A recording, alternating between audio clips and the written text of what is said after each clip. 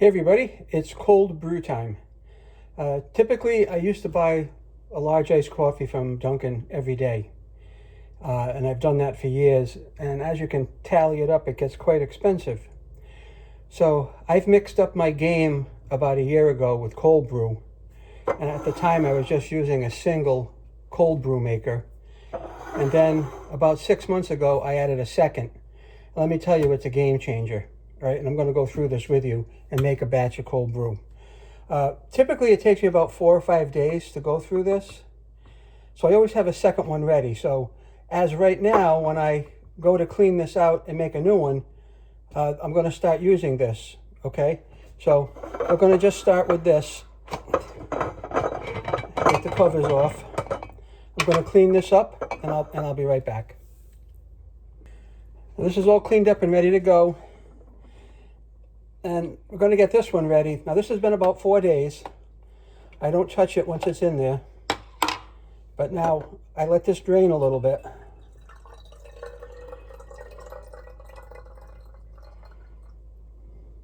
Okay, just going to let it drain.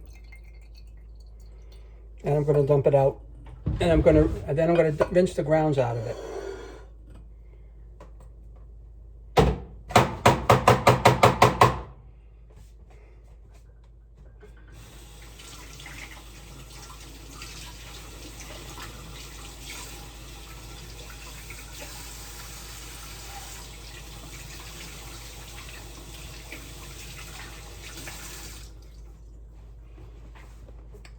Right, now this is ready to go, okay?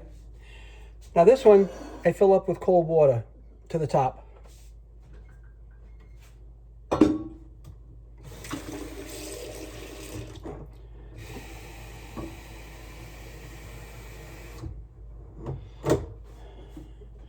Just like this, and it's ready to go.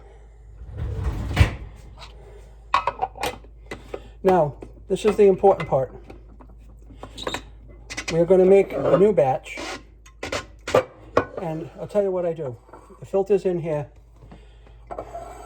I go to like BJ's, Sam's Club, Costco, whatever you want, and I buy the Dunkin Original Blend.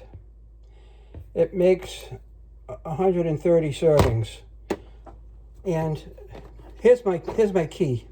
All right.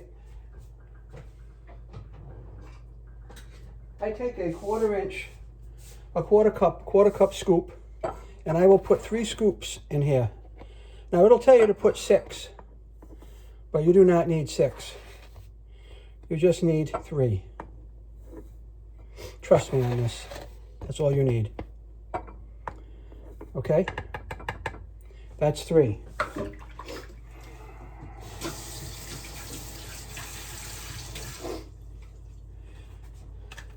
Now, normally what I do is when I get this, I put a date on the top of it. This is marked 12/21. My last coffee lasted about 6 weeks. So if you do the math on it, that is actually pretty good.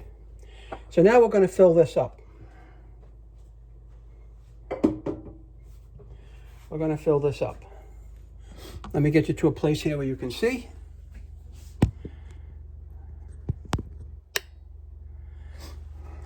There's no magic to this, just cold water.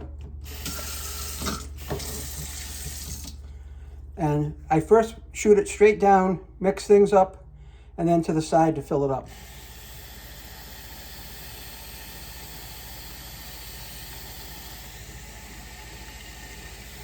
A lot of people will have trouble with this.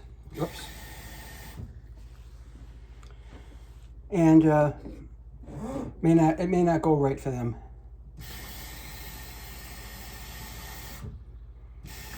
And then it goes through the side.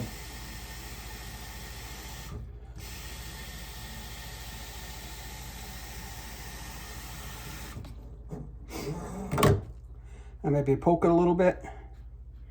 Make sure the grounds are wet. Rinse off the finger. And that's it. We'll put the cover on. Now this will sit in there and percolate probably for about 4 days. All right, and that's all you need to do. And now we're going to make a cup.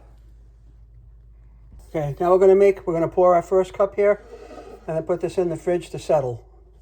And like I'm saying, when I'm done with this, the other one will be ready to go. 3 scoops goes a long way. You make a lot of coffee and a lot of these containers with 3 scoops. So let's fill this up. This is my own Papa Knows stuff mug. If you're interested in getting one of these for your Papa, let me know. I'll have one made and get it shipped out to you. I can do Papa Knows stuff, Pepe knows stuff, Grandpa knows stuff, Grampy knows stuff. However you want to, whatever you want to put on here, we can do it. Now, I only put a little bit of half and half in. Just a little bit. That's all I put in. I don't need it going crazy on me. Now, the nice thing about the Papa Knows Stuff Cup, kind of sounds good, Papa Knows Stuff Cup. The top is very interesting, and I'm going to show you why, all right? On this top, all right, it's not a slide latch like a lot of people are normally used to, okay? Okay, it's a twist. It twists, look. See it? I find that really unique and interesting. I like it. So I have a friend of mine with a laser engraving business. I will, have him make you one if you want. For your Pepe, your Papa, your Grandpa, whatever you want. The Papa Knows Stuff Cup. And underneath here, it'll say something like, he really does, or just ask him. Other than that, God bless. Make the cold brew, enjoy it, save yourself a ton of money. Thanks for watching.